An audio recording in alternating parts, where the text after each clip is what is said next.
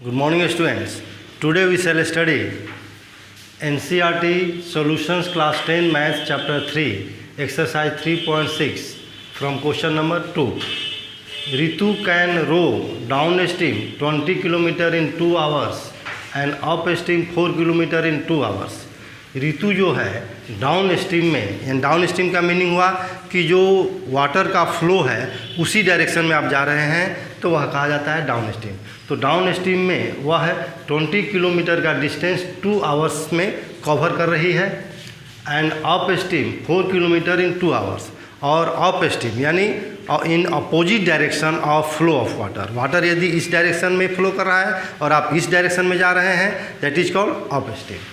तो upstream में वह ऋतु 4 किलोमीटर का डिस्टेंस कवर कर रही है 2 आवर्स में। Find her speed of rowing in still water, यानी शांत जल में जब वाटर का फ्लो नहीं हो रहा है तो उस वाटर में जो ऋतु है उसका स्पीड क्या है यह आपको फाइंड करना है। And the speed of the current, और जो वाटर का फ्लो है उसका स्पीड क्या है यह भी फाइंड करना है। तो आप सपोज करेंगे let speed of Ritu in still water be x kilometre per hour and speed of current be y kilometre per hour. तो डाउन स्ट्रीम में जब भी कोई जाएगा तो उसका जो स्पीड होगा वह इंक्रीज कर जाता है। कितना इंक्रीज करता है? जितना वाटर का जो स्पीड है उतना इंक्रीज कर जाता है। तो देयरफॉर इन डाउन स्ट्रीम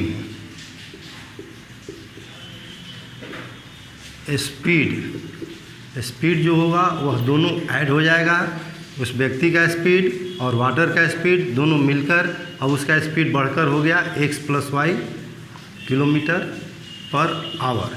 क्योंकि वाटर का जो स्पीड है वह हेल्प करता है उसको कवर करने में, यानी वह स्विमिंग करना हो या रोइंग करना हो उसमें स्पीड बढ़ जाता है और वाटर का जितना स्पीड है उसको हेल्प करके उतना और बढ़ा देता है। And in up stream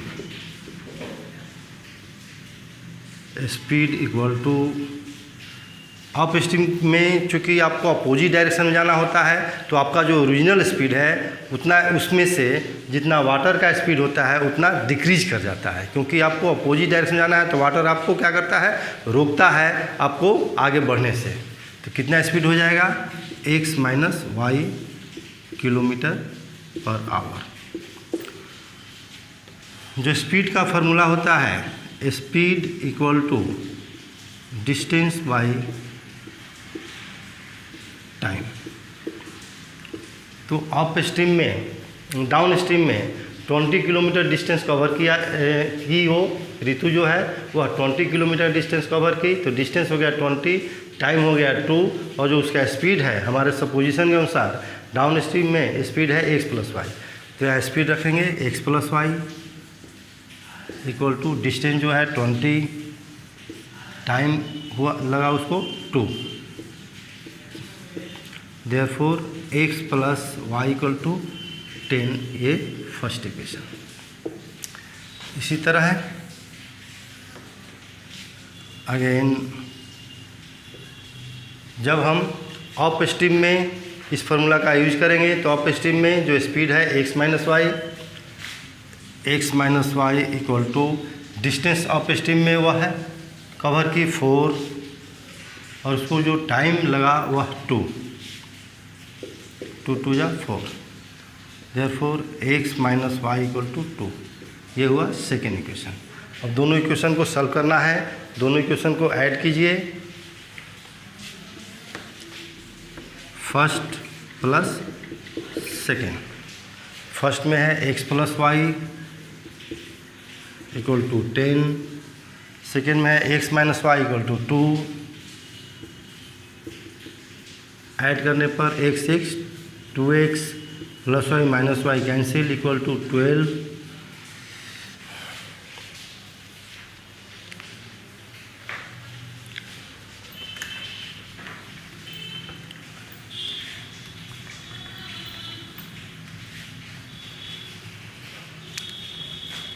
therefore x equal to 12/2 2 6 या 12 equal to 6।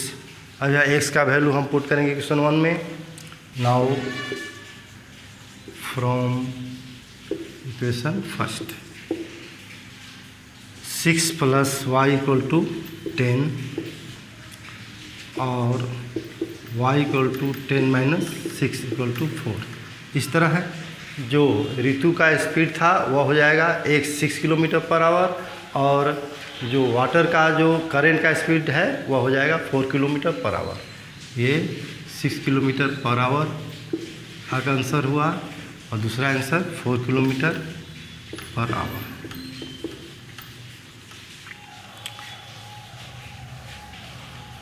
Now second question of question number 2।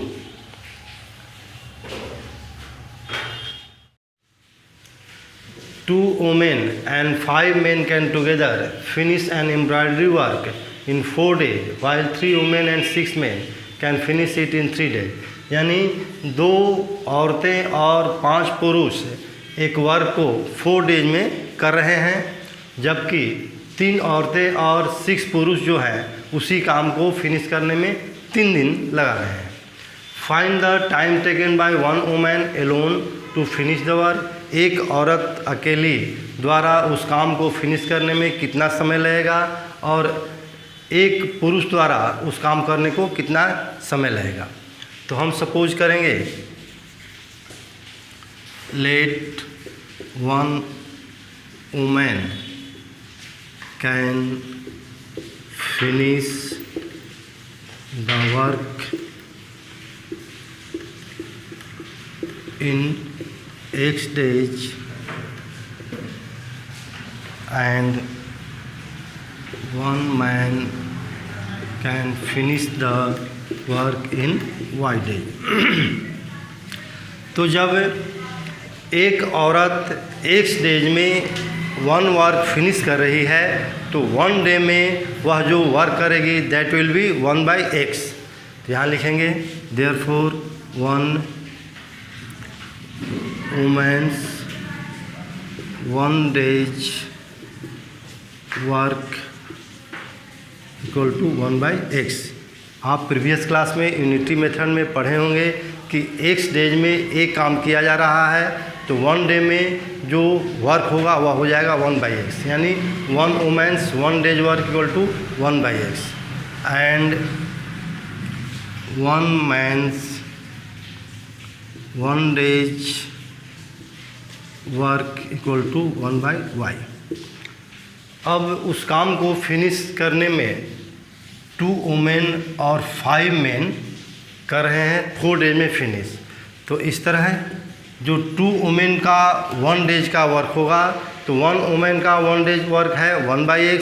तो 2 औरतें मिलकर कितना काम करेंगी 2/x। तो 2/x प्लस इसी तरह है 1 man's 1 day's वर्क 1/y है तो 5 men's 1 day's वर्क 5/y 5 से इसको मल्टीप्लाई करेंगे। यानी एक आदमी एक दिन में जितना काम करेगा 5 आदमी मिलकर एक दिन में 5/y करेंगे और दोनों मिलकर 4 डेज में उस काम को कर रहे थे। तो 4 डेज में एक काम कर रहे थे तो एक दिन में 1/4। तो यह है 2 औरतों का एक दिन का काम प्लस 5 पुरुष का एक दिन का काम और दोनों मिलकर यानी 2 औरतें और 5 व्यक्ति का एक दिन का काम जो होगा वह 1/4 होगा, क्योंकि 4 डेज में 1 वर्क कर रहे हैं तो 1 डे में 1/4। यह हो गया 1/4। ये फर्स्ट इक्वेशन। इसी तरह जो सेकेंड इक्वेशन होगा वह है सेकेंड जो कंडीशन है 3 women and 6 men can finish it in 3 days। तो 3 women 1 day's work 3/x plus 6 men's 1 day's work 6/y और दोनों का 1 day's वर्क मिलेगा। यह 3 डेज है तो 1/3। ये हो गया आपका सेकेंड इक्वेशन। अब दोनों इक्वेशन को हम लीनियर इक्वेशन में चेंज करने के लिए 1/x को a सपोज कर लेंगे और 1/y को b।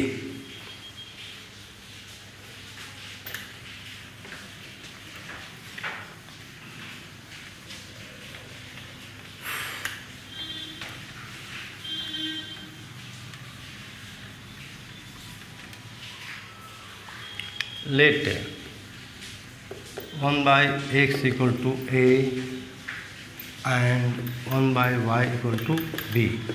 Therefore जो फर्स्ट इक्वेशन है यह हो जाएगा 2a plus 5b equal to 1 by 4। इसको हम और सिंपल कर सकते हैं, जो 4 है 4 से मल्टीप्लाई कर देंगे तो यह हो जाएगा 8a plus 20b equal to 1। ये हो जाएगा third equation.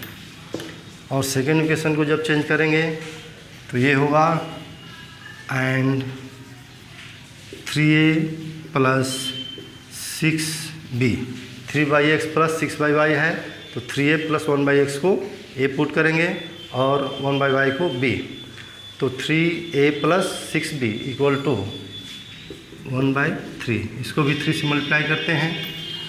Therefore 9a plus 18b equal to 1। ये हो गया फोर्थ इक्वेशन। अब जो थर्ड इक्वेशन है वह है 8a plus 20b equal to 1। Fourth equation है 9a plus 18b equal to 1। तो यहाँ पर हमें कोफिशिएंट a का इक्वल करने के लिए इसको 9 से मल्टीप्लाई कर देंगे और इसको 8 से। यहाँ लिखिए थर्ड इक्वेशन मल्टीप्लाई 9 और साइन दोनों का प्लस है तो माइनस करेंगे। फोर्थ इक्वेशन मल्टीप्लाई 8, तो 9 8 जा 72a प्लस 29 जा 180b इक्वल टू 9। और जो इक्वेशन फोर्थ है इसको मल्टीप्लाई करना है 8 से। 8 9 जा 72a प्लस 89 जा 162b इक्वल टू नहीं 8 से मल्टीप्लाई करना है। 8 9 जा 72 तो 18 8 जा 8 8 जा 64 4 6 8 1 जा 8 और 6 144 इक्वल टू 8। यहाँ माइनस कीजिए, sign change, minus minus cancel. 180 minus 144 6 7 minus 4 3। यहाँ हो जाएगा plus b equal to 1। Therefore b equal to 1/36।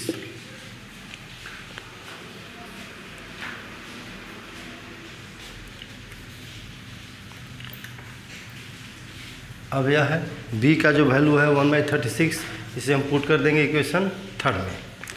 Now from equation third 8a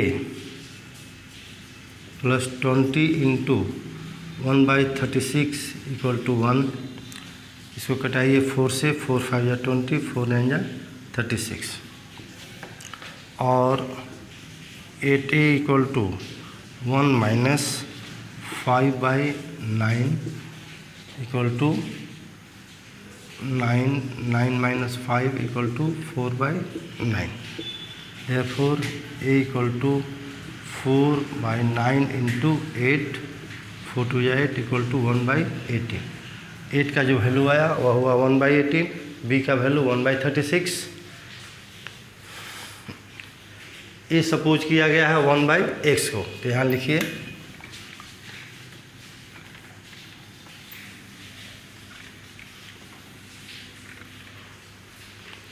since a equal to 1/18, therefore a suppose किए हैं 1/x को, 1/x equal to 1/18, therefore x equal to 18।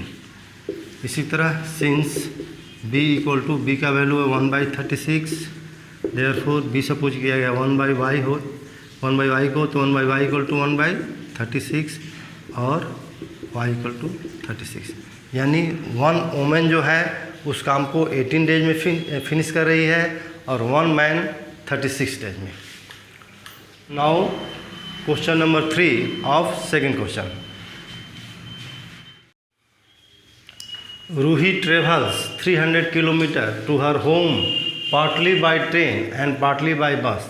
यानी रूही अपने घर तक 300 किलोमीटर का डिस्टेंस कवर करती है और उसमें से कुछ पार्ट ट्रेन से कवर करती है और कुछ पार्ट बस से।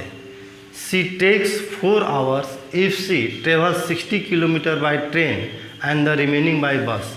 वह 4 घंटे का समय लेती है यदि 300 किलोमीटर में से 60 किलोमीटर ट्रेन से कवर करती है और जो रिमेनिंग डिस्टेंस है उसे बस से कवर करती है। दूसरा कंडीशन कह रहा है कि यदि वह 100 किलोमीटर ट्रेन से कवर करे और रिमेनिंग डिस्टेंस बस से, तो पहले जो टाइम लगा यानी 4 hours से 10 मिनट ज़्यादा समय उसे लगेगा। Find the speed of the train and the bus separately. आपको इस ट्रेन का स्पीड निकालना है और बस का स्पीड निकालना है। तो आप सपोज करेंगे let speed of train is x kilometre per hour and speed of bus is y kilometre per hour.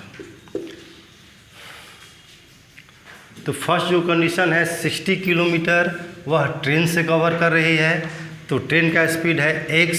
तो 60 किलोमीटर डिस्टेंस को कवर करने में इस स्पीड से टाइम इक्वल टू होता है डिस्टेंस बाय स्पीड। तो 60/x यानी ट्रेन से कवर करने में 60 किलोमीटर को उसे टाइम लगेगा 60/x, x स्पीड है।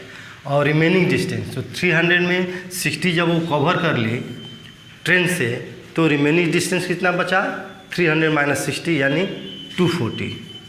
और इस 240 किलोमीटर का डिस्टेंस वह कवर कर रही है बस से, और बस का स्पीड है y किलोमीटर पर आवर। तो वह बस से कवर करने में उसको जो समय लगेगा 240/y। और ये दोनों टाइम मिलकर अकॉर्डिंग टू क्वेश्चन जो टाइम है वह है 4।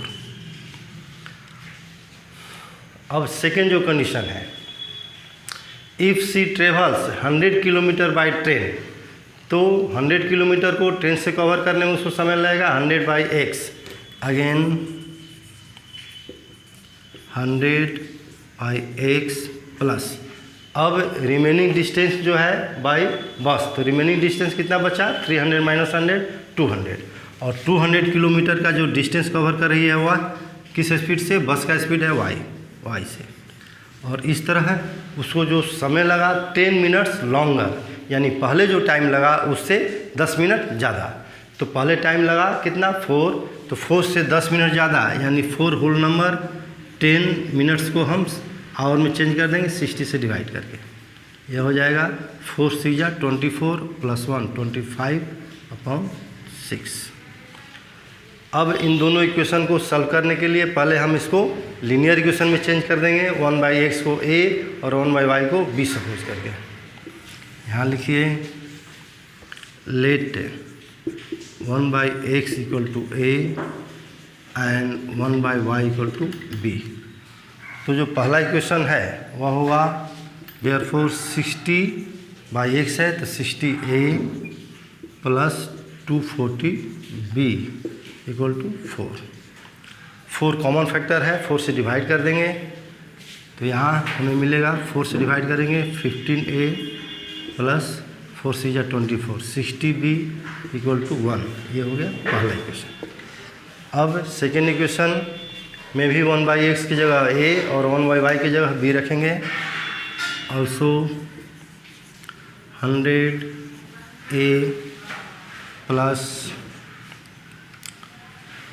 200b = 25/6। तो 25/6 है। इसको जब इक्वेशन को छोटा करना हो तो पहले हम 6 से मल्टीप्लाई कर देंगे सबको। ये होगा 600a + 200 नहीं, ये हो जाएगा 6 × 2 = 12 1200b = 25। अब 25 से इसको हम डिवाइड करेंगे।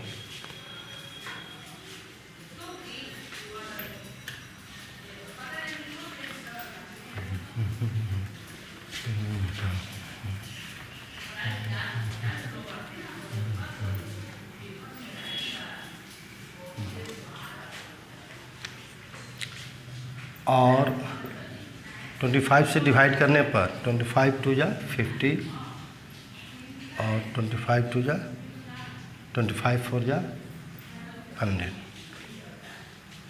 ए प्लस 25 से जब इसको डिवाइड करेंगे 4 8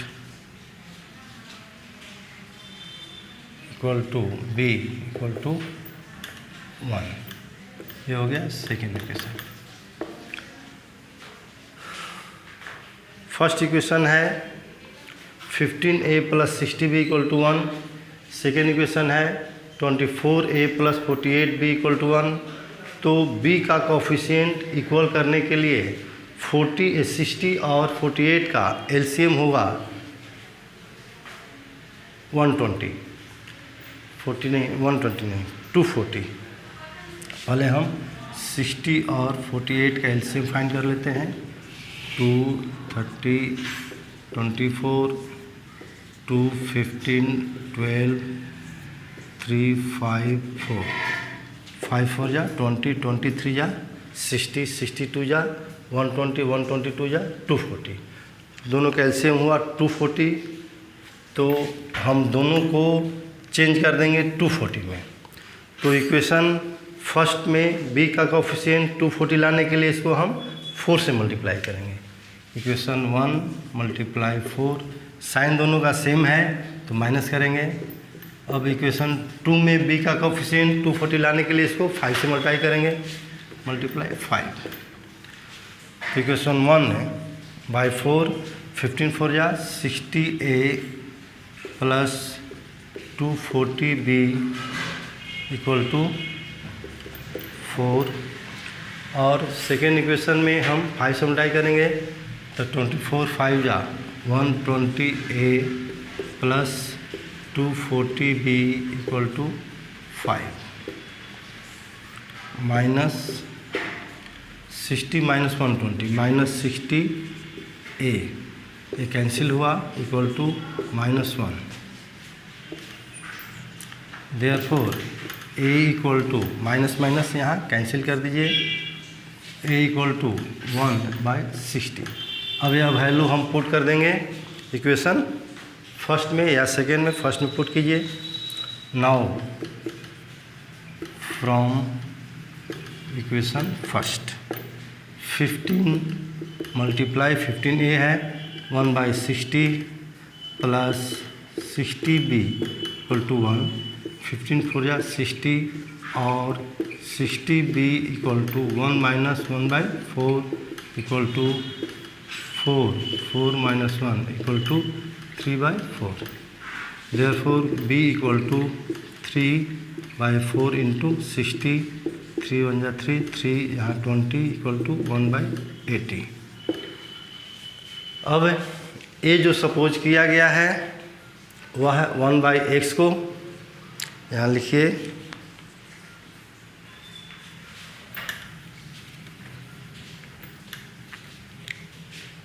since a equal to a का जो वैल्यू आया 1/60, देयरफॉर